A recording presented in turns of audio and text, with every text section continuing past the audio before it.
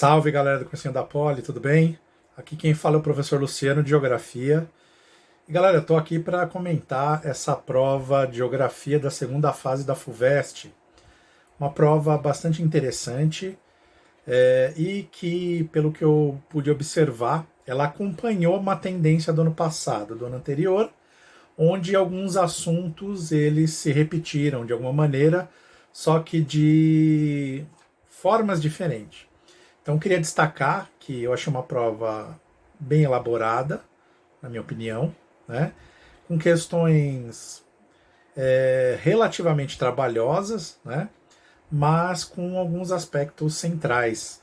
Eu queria comentar algumas delas, tá? Não vou falar sobre todas elas, mas eu vou fazer um comentário geral sobre a prova e falar sobre duas ou três questões que me chamaram bastante atenção.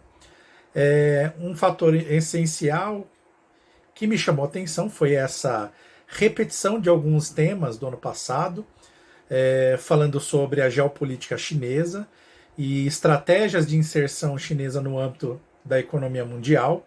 É uma questão que se repetiu do ano passado. Esse ano falou sobre a Rota da Seda e sobre a expansão e um conjunto de investimentos estratégicos da China na Rota da Seda, perguntando sobre esse tema gerador. Né?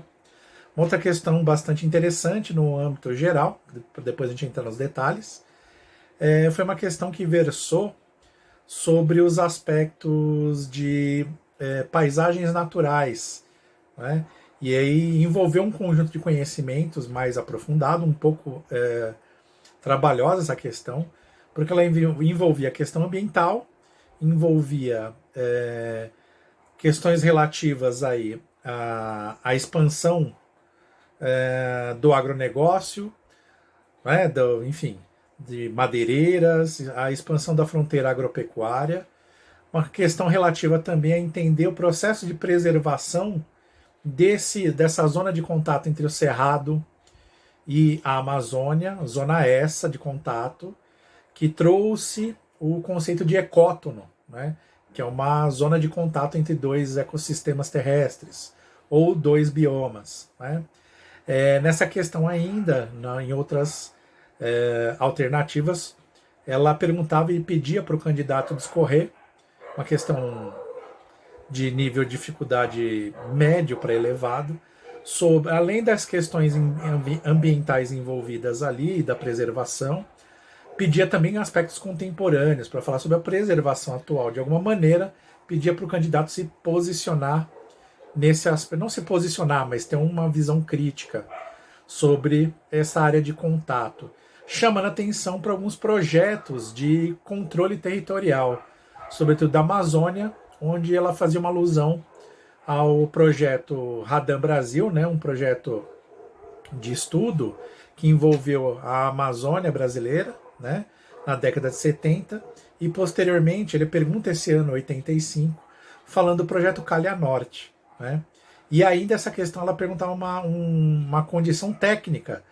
da cartografia, chamando atenção para as mudanças tecnológicas ocorridas desde a década de 70 até hoje, onde o candidato deveria discorrer sobre as geotecnologias, de alguma maneira, falar sobre a utilização das imagens aéreas que foram constituídas na década de 70 com o Radam Brasil e também nos estudos da elaboração do projeto do Calha Norte, mas também ressaltar o desenvolvimento de alta tecnologia que envolve aí o sensoriamento remoto, né, a ampliação das tecnologias de sensoriamento remoto e a utilização dos sistemas de informação geográfica através de elaboração de mapas cada vez mais complexos e detalhados, como imagens de satélite, né, daí o sistema de informação geográfica e o sensoriamento remoto, a evolução dos satélites, né, e das imagens de satélite,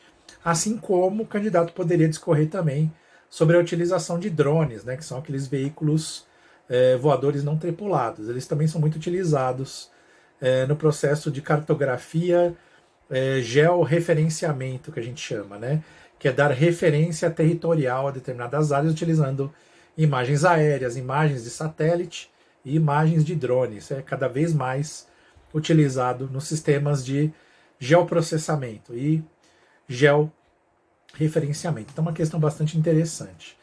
A questão da China, que falou sobre Rota da Seda, ela perguntou assim, direto e reto, o que originalmente era a Rota da Seda.